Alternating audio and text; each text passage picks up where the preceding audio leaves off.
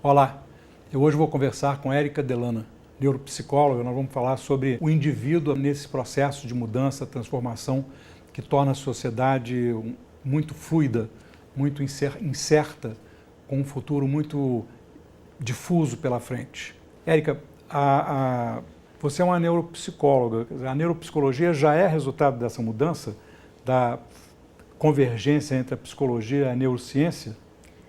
Sérgio, eu acho que a gente está vivenciando um caminho, né, na sociedade para uma mudança de paradigma. E eu acredito que o paradigma futuro que vai acompanhar a nossa sociedade é o paradigma científico.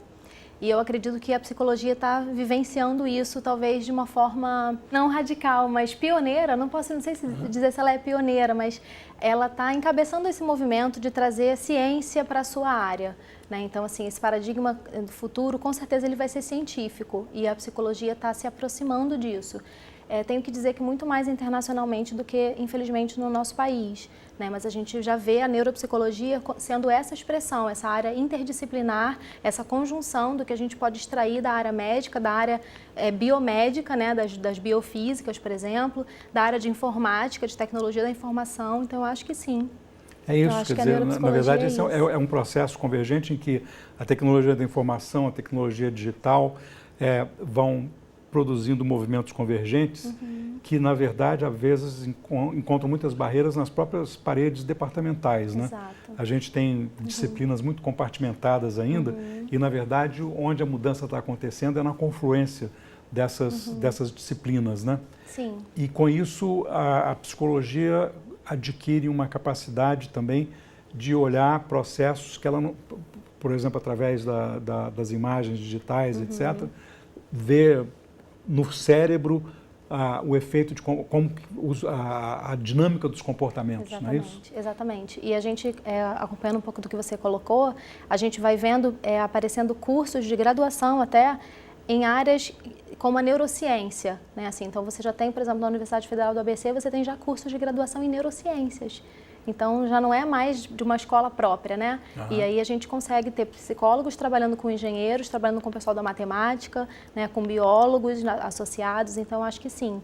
E quando você diz em relação às imagens, isso para mim é o grande futuro da psicologia em geral, não só da neuropsicologia não.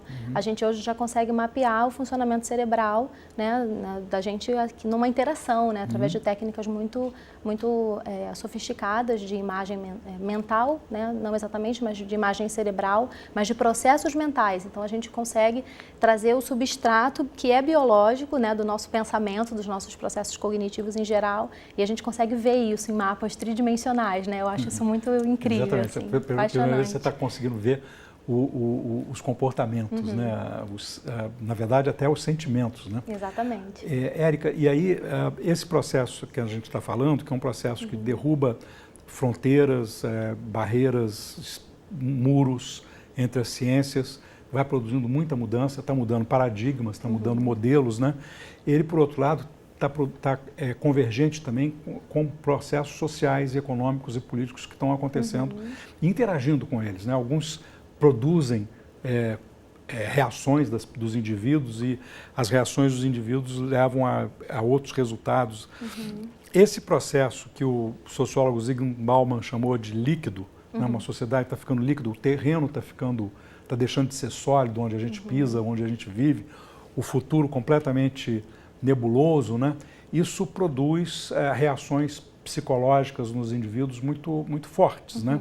E o medo, a incerteza, a insegurança gera comportamentos reativos muito significativos, né? Tá. A minha visão ela é uma visão clínica, né, de uma terapeuta com uma formação nessa área de psicologia clínica em si e de uma neurocientista, né? Então eu acho que eu congreguei aí essas duas formações e elas se complementam, né? Eu acho que isso é bem interessante. Tem um conceito muito bacana que eu acho da psicologia evolucionista, que é o ambiente de adaptação evolutiva. né, que é a ideia que nós, né, vivendo agora aqui no século XXI, estamos experimentando um mundo que mudou muito rapidamente, num período muito curto de tempo, né, em relação ao que a gente tem da construção social, inclusive da formação do planeta, enfim. A gente teve muitos milhares de anos nesse ambiente de adaptação evolutiva para desenvolver mecanismos de resposta ambiental. Só que o ambiente mudou. Né? E o ambiente que mais se modificou nesse tempo todo foi o ambiente social. Né? Então, enquanto a gente vem aprimorando as nossas formas de comportamento e até as nossas capacidades mentais ao longo da evolução, a gente tem os seres humanos, né, desenvolvendo a sua rede social em comunidades pequenas, com grande parentesco, né, em que os grupos eram pequenos e eram grupos de ajuda. E aí, então, quando a gente fixa o pé, né, a gente deixa de ser nômade, começa a produzir muita coisa, as populações começam a aumentar exponencialmente e agora a gente não conhece mais as pessoas com quem a gente cruza. Né? E isso faz com que eu tenha um repertório que vem sendo selecionado para lidar com um tipo de ambiente, mas agora o meu ambiente é totalmente diferente. Mas o meu repertório é aquele repertório antigo. Né? E eu acredito que os nossos processos mentais, isso tem uma discussão bastante interessante na literatura. Mas, na minha visão, os nossos processos mentais também vêm sendo selecionados nessa interação.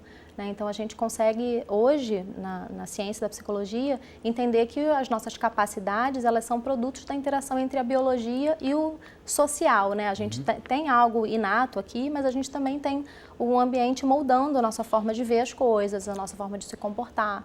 E aí eu fico imaginando um ser humano nascido, né, hoje, no século XXI, com uma explosão tecnológica como a gente tem, com uma fluidez, até uma liquidez das nossas relações sociais, tendo que utilizar esse recurso que vem sendo aprimorado, né, ao longo de tantos e tantos milhares de anos, mas que agora está desatualizado. Não funciona mais do Não mesmo jeito, né? Mais. É muito interessante o que você está dizendo, porque tem muito a ver com processos em outras áreas, né? Quer dizer, eu converso com economistas que dizem a mesma coisa com relação à economia. Dizem, olha, as coisas não funcionam mais como funcionavam. Eu já não consigo mais fazer as mesmas previsões com a mesma precisão do que no passado, né? E de fato, a gente vê padrões que vão deixando de ser funcionais para a vida nessa sociedade de mudança. E o pior de tudo, né, Érica, é que, na verdade, nós não estamos falando de uma mudança que está no final. Nós estamos falando de uma mudança que está no comecinho, né? Quer dizer, nós somos seres de transição, nós somos, e com várias camadas de gerações aí diferentes, né? Quer dizer, tem gente que nasceu antes da era digital e que já está se adaptando à era digital, e tem gente que já nasceu na ponta da era digital, já com o smartphone, com, né, um nível grande de interação virtual, fora da interação real, né? Isso desafia, de fato, os nossos padrões comportamentais, né? E até cognitivos também. E cognitivos, porque quem disse que a gente tem um cérebro capaz de processar tanta informação desse jeito, né? Como ela está se apresentando agora. E esse overload pode produzir consequências comportamentais sérias, e né? emocionais também. E emocionais também. E eu acredito que assim, tanto essa dissolução das relações sociais, como o nosso repertório de comportamentos, ele vem sendo estruturado ao longo de milhares de anos num ambiente social em que eu tenho suporte e cooperação, né? E agora a gente se sente muito só. Então, como é que eu lido com isso? Eu já não sei. Né? Isso em termos dessa biologia que está atrasada em relação à sociedade, isso já gera um impacto. E além disso, eu acho que você aponta bem uma ideia de que a gente também não está num paradigma novo ainda, a gente não chegou lá.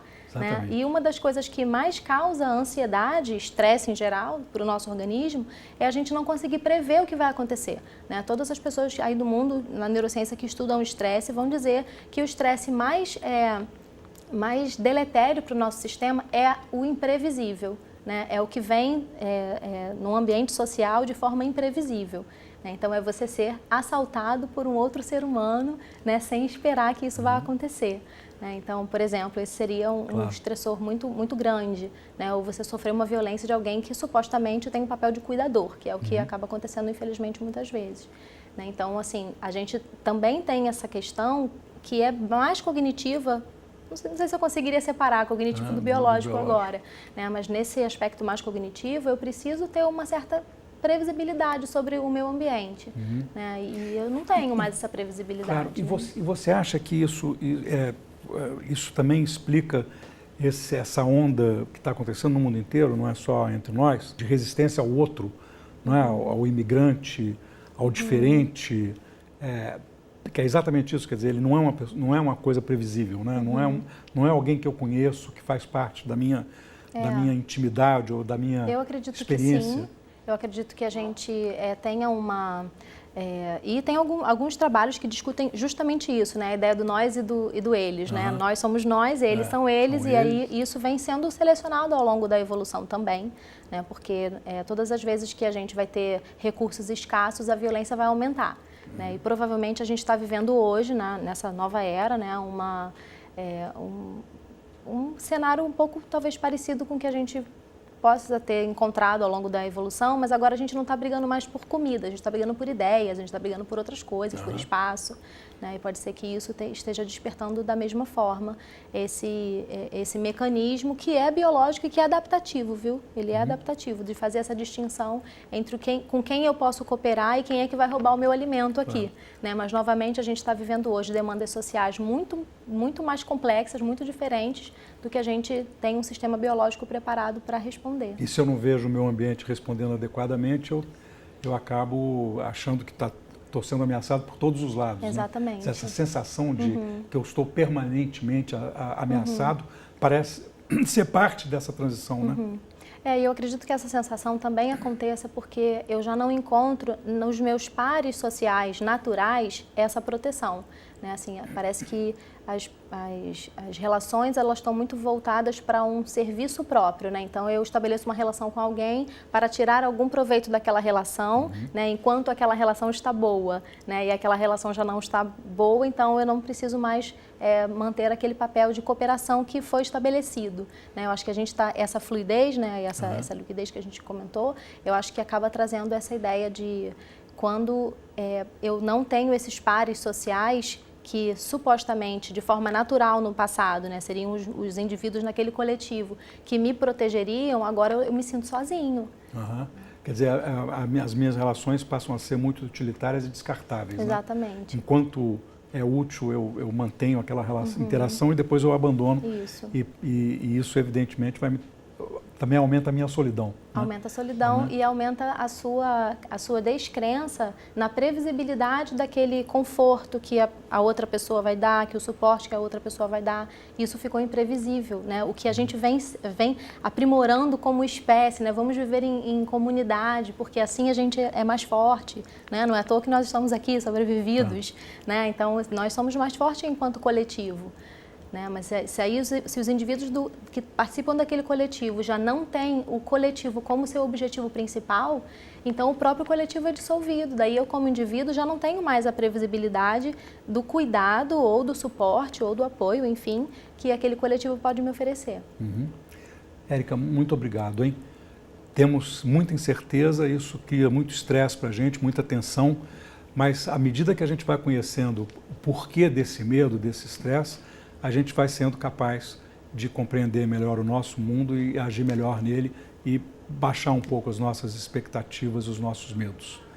Se você gostou desse episódio, quer revê-lo ou ver outro episódio da série Entrevista, basta acessar o Futura Play. Até mais!